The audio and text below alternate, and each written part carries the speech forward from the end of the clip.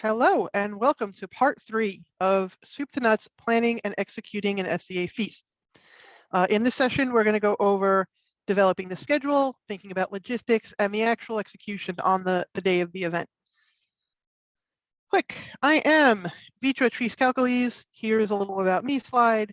I've gone over this in the first class, so you can go back and check that out. Or if you want to know more, just click right here. That'll take you to my East Kingdom wiki. This is the overview of this class. I originally presented this all as one session last year in Schola, and I broke it up into 3 parts this time. This is part 3. We're down here. We're going to talk about shopping, equipment, staffing, scheduling, executing, how to stay organized so you don't lose your mind, and then some additional resources that you can use after this class. So the guiding principles of the event day schedule.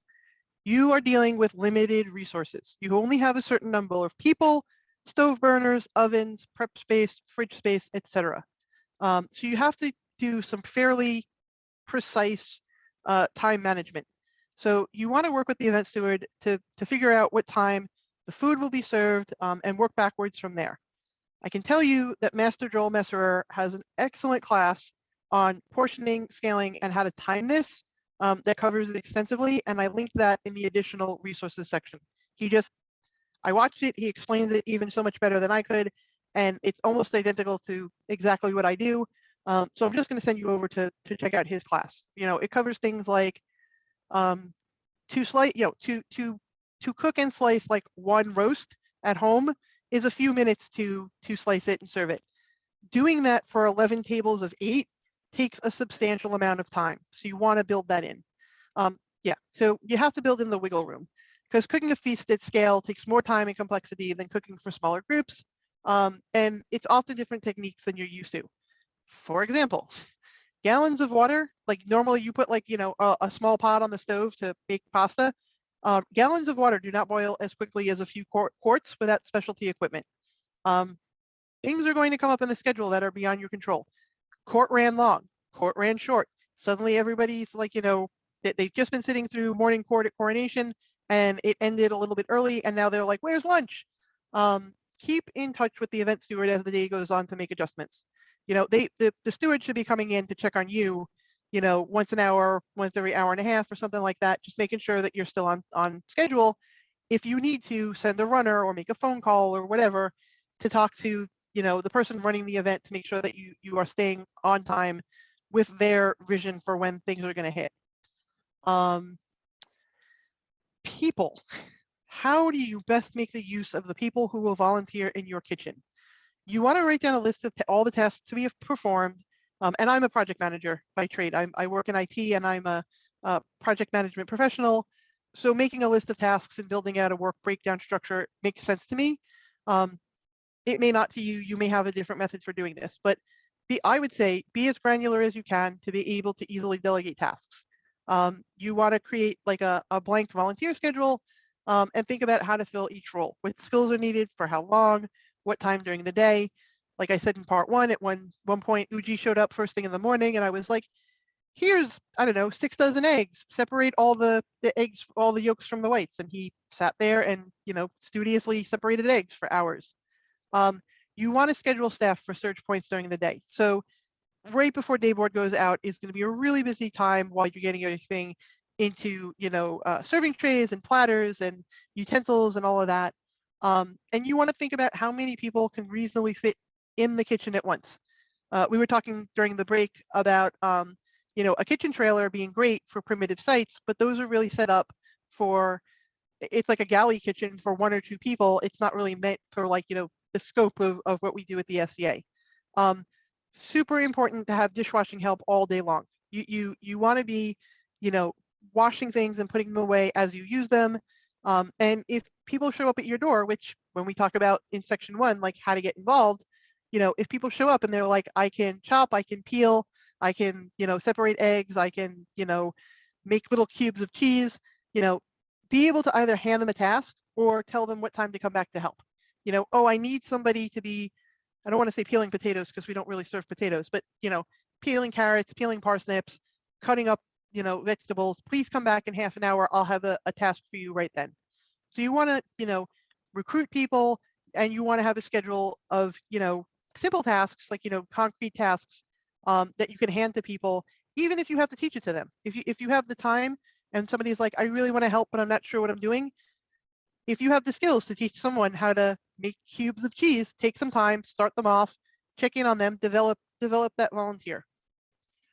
And then facilities.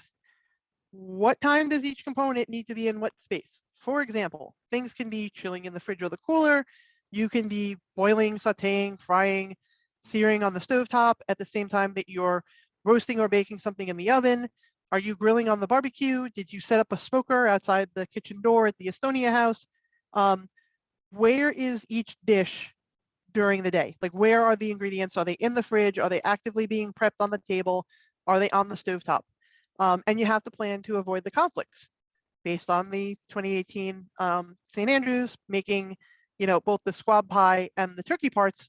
They couldn't be in the oven at the same time, right? Because we needed the whole 2 ovens for all the parted out turkeys to cook all of that. So we came up with a schedule to, bake off the pies, keep them at a safe temperature, and then reheat them right before we serve them so that they'd be hot going out to the table.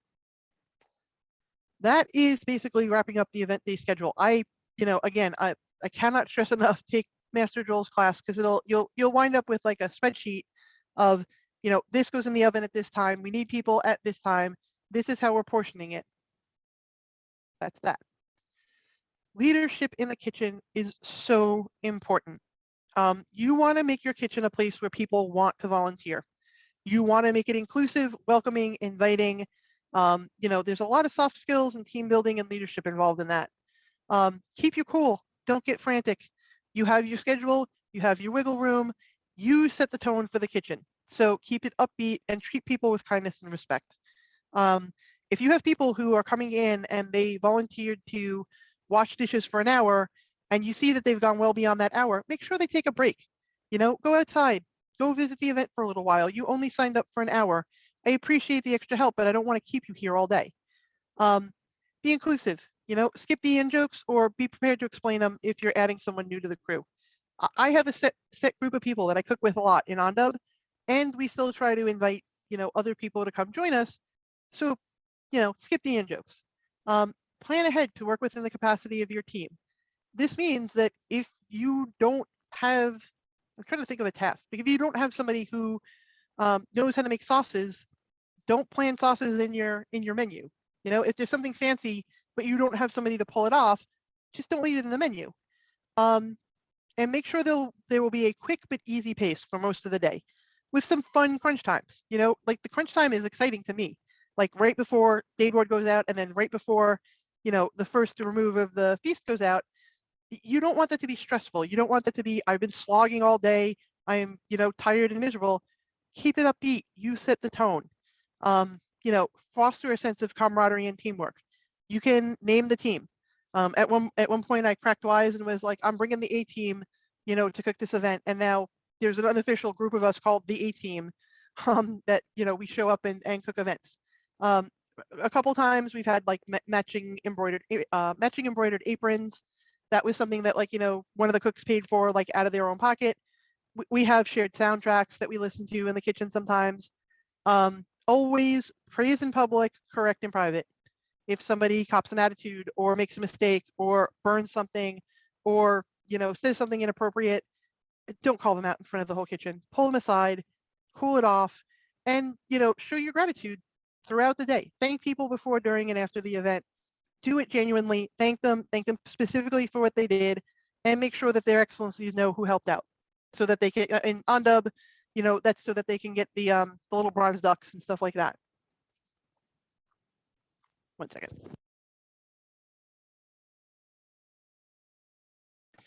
Okay, so staffing part 1. You're going to use your task list and schedule to generate a list of skills that you need for your day board and feast. And then you need to find volunteers who can do all of those things, like butching, saucier, cooking rice and pasta, making handmade pasta bread and other dough foods, chopping, peeling, slicing, dicing, presentation. People eat with their eyes first. If you give them beautiful food, they will enjoy it more. You need sanitary people, people to wash dishes, ongoing cleanup crew. clear sanitized surfaces, take out the trash, and then you have to decide for the feast, are you going to have dedicated servers, or are you going to go out to the hall and say, one person from each table come pick this up? I usually find it extremely helpful to have somebody organizing the servers, like a head server. So either they're directing the other people who volunteered, or the one person from each table to make sure you pick up one tray of this and one bowl of that, and that's what you're entitled to. Somebody is keeping eyes on that to make sure that the right food is going out to the right tables. And if you, like I said, like if you want to do a fancy sauce and nobody knows how to do it, you can't put it on your menu. Part 2, ask people you've worked with before directly for their help, and be prepared for them to say no, or take some time to consider your request. And don't assume, don't assume, oh, this person's worked with me a few times before, of course they're gonna, help me out this time.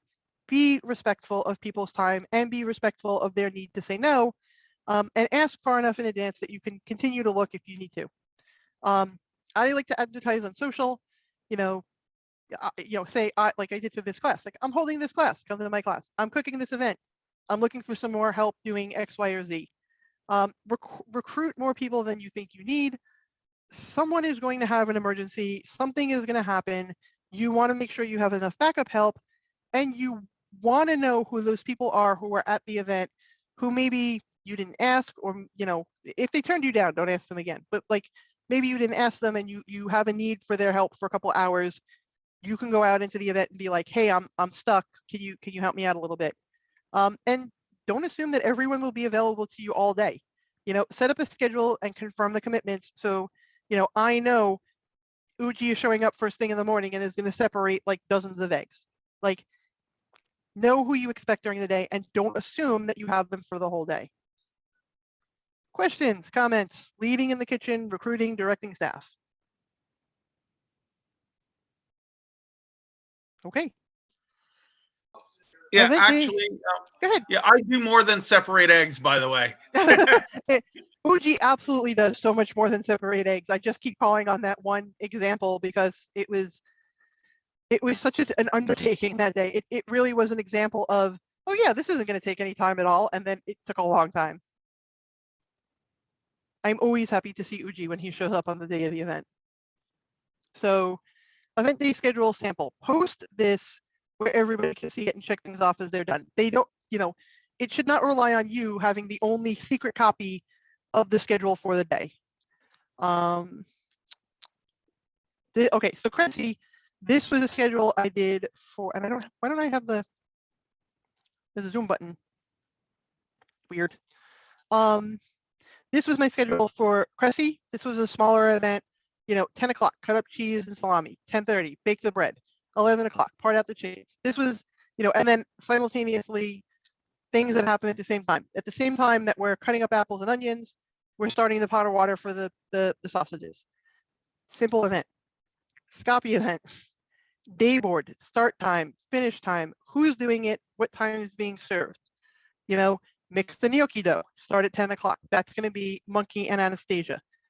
Boil the water for the gnocchi. From 9, has to be done by 11. That's me. We're serving it at noon. Cut up all the turkeys. That starts at 12 o'clock. It's got to end by 3. That's going to be my friend Rigel. This is how I, set up the day. Like, is there a start time? Is there a finish time? What time does it need to be done by? And post this where everybody can see it, and so that people know what their assignment is. And if you start to see that, like, turkeys are only half done at the 2 o'clock mark, can I reassign someone to go help out Rigel to make sure that we hit that target? Make sense? Okay. That's my schedule. And again, it's linked here. You can go straight to my Google Drive. I like to designate a timekeeper or expediter. That's usually me. When I'm in the kitchen, I am rarely putting my hands directly on the food. I am talking to people, coordinating with people, checking in that stuff's going to get done on the schedule that I have established.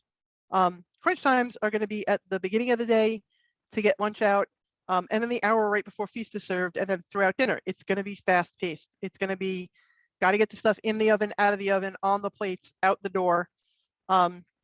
It's okay to get a little bit of ahead of schedule if the food will be kept at a safe temperature, and it will still taste good if you prepare it ahead of time.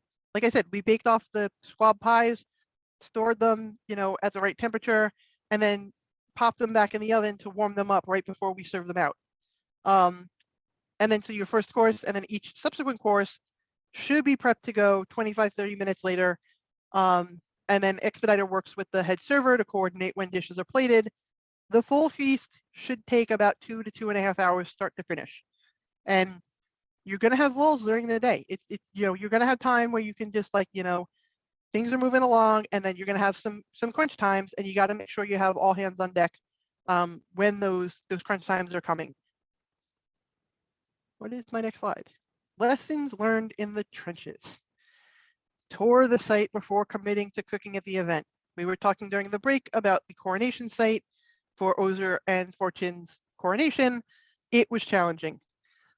Always add 10% buffer when you're buying ingredients. Don't have exactly the right number of pieces of chicken, for the number of attendees at the event. You're going to have waste and you need overhead.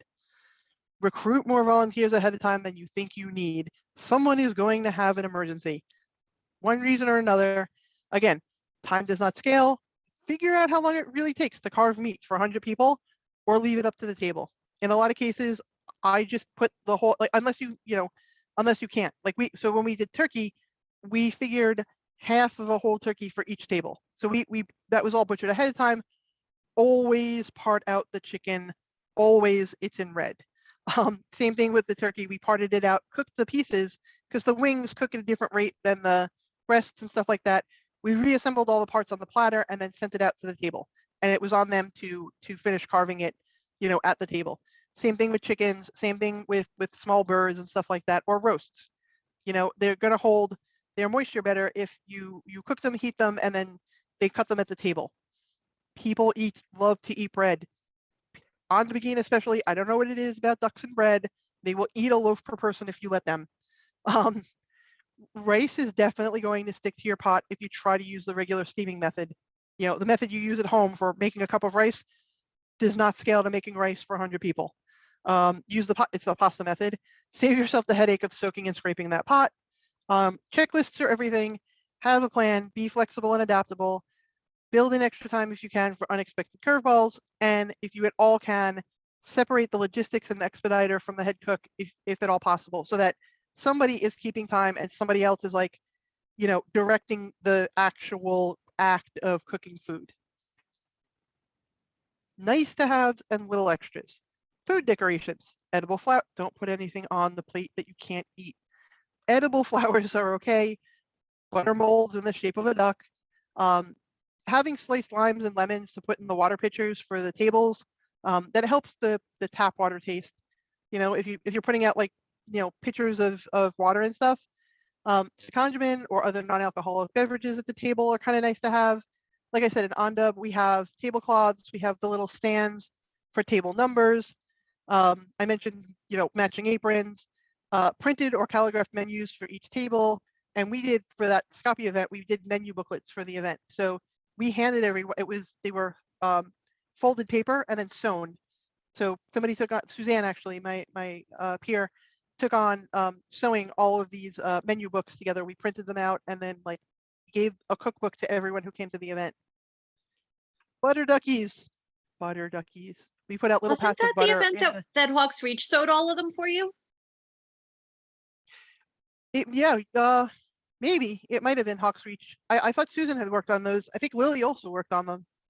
There was one event that we sewed like 1 million. I vaguely remember that. Yeah, it might have been that one. I could be misremembering. Butter duckies. Melt butter into molds, make ducks. And that is questions or comments you have about the final execution. This is a very specific question, but what is the pasta method for rice? Okay, so instead of putting a ratio of 2 cups of water to 1 cup of rice, you put way more. You can look this up online. You put in way more water and you cook the rice like it's pasta. You cook it in way more water and then you scoop it out. You drain it actually. We wind up scooping it because a giant 5-gallon pot is a lot to pour, but you wind up straining it rather than scraping it off the bottom of the pot. Interesting. Anything else? What else do I have? Additional resources. Ta-da! Yeah, we're almost the end here. So this is a link to the recipe booklet. It still probably needs some help. By the were- way, there- I don't believe we can actually click those links from your presentation. However, When I if you sent- go to the event page, all of the classes presentations are posted and you could just click on them from there and open them. I don't think I sent you. Did I send you the booklet, the PDFs? Yeah, when I looked in this If class you didn't, if schedule, you there send them was to me, I no, can post them as soon as we finish. Yep. there's no I link have. currently. I will absolutely get these to you. I'll post them either to the. I'll get Fiona to post them to the event, and I'm going to post them on. I broke up this class into parts. I gave the same class last year all in one shot over like 2 hours. So I had to break up the slides. I had to make the new handouts and post them. I will definitely do that. So this was my acknowledgements. This was, this is a text only copy of the content from the event booklet. This is like all my thank yous, and the recipes are in here. So this is a link to the book. This was the tortellini from the feast. This was the translation description here. To prepare tortellini with capon flesh in a mortar, grind, this is the medieval part. Pasta scaled to make about 6 dozen of them, and so we made a cookbook, and then we had the whole thing formatted and printed out. Again, it's not perfect. It still needs, I know there's still mistakes in here. So test it before you really commit to it, but it's all there. Eatkingdom.org. I typoed it so many times. I registered the domain and made it into a medieval cooking blog. Portioning, scaling, and timing of feasts. This is the one that Master Joel did online. I use a very similar method, and he explains it incredibly well. And then you can search for Scapi in the Facebook group for An Dubhaigheiann, and it will bring up all the workshops that we did. Is that it? Hang on. No, that's it. Yay, we made it before 1 o'clock. Other questions, comments? That's the end of the class. I will put the presentations together and make sure those get posted for everyone. And I thank you all so much for coming today. Let me know if you have any other question, Do you want me comments, to or stop concerns. recording? Yeah, you can stop recording.